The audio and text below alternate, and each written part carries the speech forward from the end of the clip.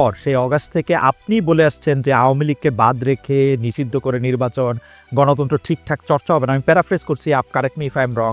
প্রধান উপদেষ্টা ডক্টর মোহাম্মদ ইউনূসও সম্প্রতি সরাসরি বলেছেন বিএনপি যেহেতু চায় না সেহেতু আওয়ামী লীগকে নিয়েই নির্বাচন হবে। আওয়ামী লীগ নিয়ে আপনাদের এই অবস্থানের কারণ কি? প্রতিপক্ষের নিষ্ক্রিয়তার?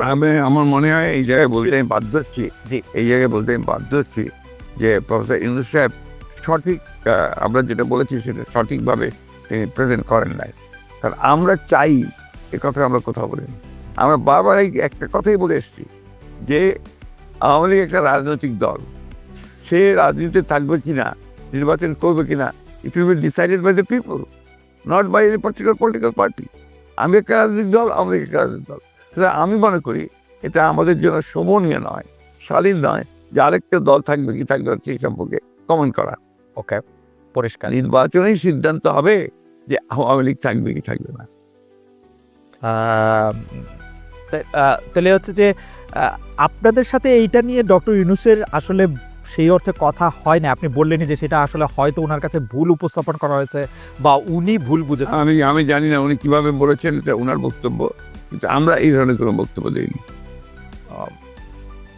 দর্শকদের মধ্যে অনেকেই একটি প্রশ্ন করছেন, একটু একটু যেটি হচ্ছে যে আপনি গত 15 বছরের বা যদি আমি বলি যে শেষ 7-8 বছরে আপনি অনেক বেশি যার সাথে মাঠের রাজনীতিতে আপনার কথার লড়াই হয়েছে, সে ওবায়দুল কাদের সাহেব একবার বলেছিলেন যে আপনার বাসায় গিয়ে উঠবেন এবং উনি এখন কোথায় আছেন সেটি জানেন না। আপনি জানেন কিনা এটি কেউ কেউ জানতে চাইছেন। কাছে আশ্রয় চেয়েছিলেন কিনা তিনি, আর কি প্রশ্নটা অনেকটা। আমি এই ধরনের প্রশ্নের উত্তর দেই না। ওকে, এটাকে আমি মনে করি যে রাজনীতিটা এটা খুব ইম্পর্টেন্ট না। ওকে, ঠিক আছে, আমি নেক্সট প্রশ্নে যাই। প্রশ্নে যাওয়ার আগে আসলে আপনার একটি কোট নিয়ে আমরা দর্শকদের কাছে জানতে চাইছিলাম যে সংবিধান সংস্কার হতে হলে নির্বাচিত সংসদ দরকার বলেছিলেন জনাব মির্জা ফখরুল ইসলাম আলমগীর। এই অবস্থান সঠিক বলে মনে করেন কিনা? এই অবস্থান সঠিক বলে মনে করছেন শতকরা 35% দর্শক, শতকরা 65% দর্শক মনে করছেন যে এই অবস্থান সঠিক নয়। 75,000 দর্শকের মধ্যে ভোট দিয়েছেন। আপনি এটি নিয়ে মন্তব্য করলেও করতে পারেন। অনেকেই মনে করছেন যে আগে সংস্কার হওয়া উচিত, পরে নির্বাচন হওয়া উচিত। এই ব্যাপারটিতে কি আপনার কাছে মনে হয় যে এটিতে আসলে কোনো একটা রেফারেন্ডাম দেওয়া উচিত বা এটি আসলে? দেখুন, রেফারেন্ডাম দিলেও তো আপনার কনস্টিটিউশন অ্যাসেম্বলি লাগবে। রেফারেন্ডাম দিবে কে? আপনার মূল জায়গাগুলোতে আপনার ওইভাবে আলোচনা করলে একটু করতে আসলে না আপনার যে আসলে এই সিদ্ধান্তগুলো নিতে হবে তো একটা ইলেকটেড বডি। রাইট। যে ইলেকটেড বডি কনস্টিটিউশন অ্যাসেম্বলি হতে পারে, পার্লামেন্ট হতে পারে। আপনি সংবিধান যখন আপনি পাস করবেন, এই সংবিধান পাসটা করবে কে? শো করবে, হুই ইজ দ্য অথরিটি? সংবিধান নিয়ে যখন কথা উঠলো তখন আরেকটা জনপ্রিয় কথা এরকম যে এই সরকারের আসলে সংবিধানের এত অনুগামী হওয়া দরকার ছিল না যে আসলে সংবিধানটাকে, আপনি কি এটা কেন সরকারের সংবিধান নিয়ে অনুগামী হওয়া দরকার ছিল না কেন? কারণ এটি ফ্যাসিস্ট হাসিনার সংবিধান, মানে যারা যেটি বলছেন সেটির কথা আমি বললাম আর কি। বিষয়টা তো ঠিক, ফ্যাসিস্টের সংবিধানকে আপনি বিপ্লব করে উড়িয়ে দেন, বাতিল করে দেন, সেটা আপনারা করেন নাই। সেটা তো এই সরকার করে নাই বা তারা করতে পারে নাই। এটা যদি আপনার বাতিল করে দিত, সংবিধানকে উড়িয়ে দিত, একটা বিপ্লবী সরকার গঠন করতো, তাহলে এই প্রশ্নগুলো আসতো। এখন এই প্রশ্নগুলো অবান্তর। এখন এই প্রশ্নগুলো করা মানে হচ্ছে আপনার পিছন থেকে চলে যাওয়া এবং এটাকে ড্র্যাগ করা। আমি মনে করি এই আলোচনাগুলো খুব বেশি প্রয়োজন নেই। আচ্ছা, শুধু একটু এটা জানতে চাই যে এটা যে আসলে ওরা বিপ্লবী সরকার করতে পারলো না, তখন যে সংবিধানটাকে উড়াই দিতে পারলো, এর পিছনে কি কোনো কারণ আছে? আপনাদের কোনো পরামর্শ আছে বা ডক্টর? আমি জানি না তাদের তো আসলে একটা জিনিস আপনারা কেন ভুল করছেন। যখন এই আপনার এই বিপ্লব হয় তখন কি ছাত্রদেরই বা আপনার কোনো রকমের একটা অর্গানাইজ পলিটিক্যাল পার্টি দেখেন, একটা বিপ্লব করতে হলে একটা বিপ্লবী সংগঠন দরকার, বিপ্লব করতে হলে একটা বিপ্লবী সেনাবাহিনী দরকার। এই বিষয়গুলোতে আমরা সবাই যা যা খুশি বলে যাচ্ছি, যার যেমন খুশি। এটা ঠিক না তো। আপনার বাস্তবতা সব কথা বলতে হবে, তাত্ত্বিক কথার সঙ্গে সঙ্গে বাস্তবতা থাকতে হবে। তো আমার কাছে মনে হয় যে এই বিষয়টি আপনি যেভাবে পরিষ্কার করলেন সেটি আগেও আপনি বলেছেন, সেটি আসলে পরিষ্কার হলে আমাদের সবারই সুবিধা। এখন কেউ বলছেন এটি বিপ্লব না গণ অভ্যুত্থান না কি, সংবিধান থাকতে হবে না রাখতে হবে, সেটি নিয়ে আসলে অনেক কথা। রাষ্ট্রপতি নিয়ে আপনার এগুলো নিয়ে আমার খুব মাথা ব্যথা নাই ভাই। আমি আপনাকে খুব পরিষ্কার করে একটা কথা বলি। I am totally Democrat. আমি একটা আপাদমস্তক গণতন্ত্র বিশ্বাসী মানুষ এবং গণতন্ত্র বিশ্বাসী মানুষ বলি আমি গণতন্ত্রের কথাই সরকার বলি। এটা তো হয়তো কেউ এগ্রি করবে, কেউ এগ্রি করবে না, কেউ বিভিন্ন কথা বলবে, কেউ বুঝতে পারবে না, কিন্তু আমি এটা বুঝি যেহেতু একসময় বিপ্লবী দল করেছি, একসময় বিপ্লবের কথা বলেছি, বিপ্লবও করেছি, যুদ্ধও করেছি। আমি যেটা বুঝি সেটা হচ্ছে যে বিপ্লব যদি কেউ করতে চায় তাহলে তাদেরকে বিপ্লবী সংগঠন লাগবে, বিপ্লব যদি করতে হয় তাদেরকে বিপ্লবী সেনাবাহিনী লাগবে, তা না হলে ওই বিপ্লবকে এক মুহূর্তের জন্য কন্টেইন করা যাবে না।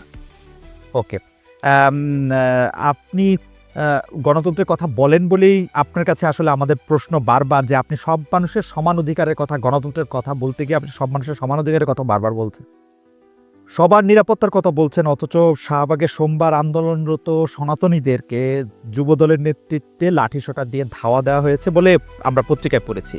আমরা যে কাজ প্রশাসনকে, পুলিশকে, সরকারি দলের লোকজনকে করতে দেখি, সেই দায়িত্ব আসলে যুবদল কেন নিচ্ছে? আপনি এটা নিয়ে কিছু বলবেন? এই দায়িত্বটা যুবদলের উপরে কেন চাপাচ্ছেন আপনার? যুবদল যে করেছে তার প্রমাণ আছে কেন? ওয়াই দিস এই ধরনের বক্তব্য যাওয়ার চেষ্টা হচ্ছে কেন? আমি সবসময় আমরা লক্ষ্য করেছি যে একটা এই ধরনের ঘটনাগুলোর সঙ্গে বিএনপিকে জড়িত করার চেষ্টা করা হয়। এই ধরনের ঘটনাগুলোর সঙ্গে এটা কোনো মতেই বিএনপির সঙ্গে কোনো সম্পর্ক নেই। এটা হচ্ছে গভর্নমেন্ট, পুলিশ, তারা করেছে এটা। আর সেই সঙ্গে আপনার সেই যারা আপনারা হয়তো সেখানে ছিল তারা করেছে, তা যুবদলের কেউ এটার সঙ্গে জড়িত ছিল না। তার মানে এবং যুবদল এজ এ পার্টি কখনোই ছিল না। তার মানে bdnews24.com-এর যে রিপোর্টটা আমরা পড়ছি, সেই রিপোর্টের ক্ষেত্রে এই কথা বলা হয়েছে, তাহলে এটা আসলে ঠিক? আমি এই রিপোর্টের সঙ্গে একমত নই। ওকে, আমরা 5 আগস্টের পরে এইটা খুব দেখতেছি যে বিএনপির সমালোচনা করতেছেন জামায়াতের আমির, বিএনপিকে ইঙ্গিত করে এরকম কথাও বলা হয়েছে তাদের তো নির্বাচনও লাগে না। আওয়ামী লীগ ইতিমধ্যে যা দখল করেছিল, আওয়ামী লীগ ফুটপাত থেকে শুরু করে সব বিএনপি দখল করে নিয়েছে, যা আওয়ামী লীগ 15 বছর সাজিয়েছিল তা দখল করে নিয়েছে, 80 ভাগ দখল করে নিয়েছে, ইত্যাদি ইত্যাদি। এই ব্যাপারটাকে আসলে পলিটিক্যালি আপনি কীভাবে দেখছেন? যে মানে আসলে মানে আমি পলিটিক্যালি ভাই ভিন্নভাবে দেখছি। আমি ব্যক্তিগত আমি খুব পজিটিভ মানুষ, আর আমি আপনার ঠিক ওই নিন্দুকের পর্যায়ে পড়ি না ব্যক্তিগতভাবে। মেবি আমার পলিটিশিয়ান হিসেবে সে দুর্বলতা হতে পারে। আমি প্রত্যেকটা জিনিসকে আপনার সামনে ফরওয়ার্ড লুকিং দেখতে চাই এবং একটা পজিটিভভাবে দেখতে চাই। তো সেই কারণেই আপনার জামাত ইসলাম কি বললো না বললো, কবে কি বলেছে না বলেছে, এগুলো আমি খুব বেশি দেখি না। আপনাকে আমি সত্য কথা বলছি, আমি মনে করি যে জামাত ইসলাম আমাদের সঙ্গে ইতিপূর্বে ফ্যাসিস্ট বিরোধী আন্দোলন করেছে ছিল, তারা যদি আমরা যুগপৎ আন্দোলন করেছি, তারা যদি আমাদের সঙ্গে আবারও থাকে এবং করে, তখন আমরা সেগুলো চিন্তা করে দেখবো যে তাদের সঙ্গে আমরা কাজ করতে পারবো কি পারবো না। তো জামাত ইসলামের সঙ্গে এই যে একটা বিরোধ সৃষ্টি করার চেষ্টা, বা অন্যান্য দলগুলোর সঙ্গে বিরোধ সৃষ্টি করার চেষ্টা, গণতান্ত্রিক দলগুলোর সঙ্গে বিরোধ সৃষ্টি করার চেষ্টা, এটাকে আমি মনে করি এটা বোধহয় গণতন্ত্রের জন্য খুব শুভ নয়।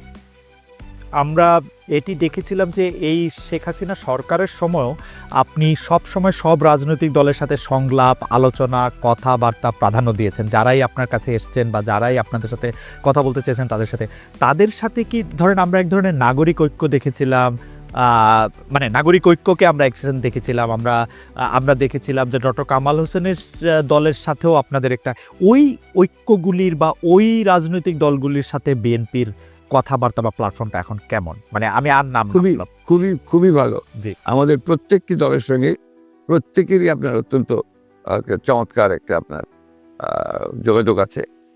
যেহেতু আপনার এখন সময়টা ভিন্ন হয়ে যাচ্ছে, আমরা নিজেদের কাজ করার চেষ্টা করছি। আন্দোলন যেহেতু নেই, যুগপৎ আন্দোলনের বিষয়টা নেই, but we are in touch always. আজকে তো মোস্তফা মহসিন মন্ত্রীর সঙ্গে আমার কথা হয়েছে, আপনার গতকাল গণতন্ত্র মঞ্চের প্রায় সকলের সঙ্গে বসে আমরা কথা বলেছি, আমার অফিসে বসে কথা বলেছি। We are in touch. আমরা বিষয়গুলো দেখছি, পর্যবেক্ষণ করছি, আমরা সরকারকে যতটুকু পাওয়া যায় আমাদের পরামর্শ দেওয়ার চেষ্টা করছি। আমরা গণতন্ত্রটা চাই, আমরা নির্বাচনটা চাই দেশের স্বার্থে, জনগণের স্বার্থে। কালের কণ্ঠকে আপনি কি সাক্ষাৎকার দিয়েছিলেন, সেখানে জাতীয় সরকার নিয়ে একটি প্রশ্ন আসছিল, সেখানে আপনি বলছিলেন যে এরই মধ্যে আন্দোলন অংশগ্রহণকারী একটি দল নিয়ে একটি জাতীয় সরকার গঠন করার কথা বলেছি। এই জাতীয় সরকারটার কি নির্বাচন পরবর্তী সময়ে হবে? এটা কিসের ভিত্তিতে আপনার জাতীয়? আমরা বলেছিলাম যখন আমরা আপনার যুগপৎ আন্দোলনে যাই, সমস্ত রাজনৈতিক দলগুলোর সাথে আমরা আলোচনা শুরু করি। এটা ছিল আমাদের প্রায় 2-3 বছরের একটা প্রক্রিয়া। 2-3 বছরের এই প্রক্রিয়ার পরে আমরা ওই যুগপৎ আন্দোলনে একমত হই এবং এটাতে এগিয়ে যাই।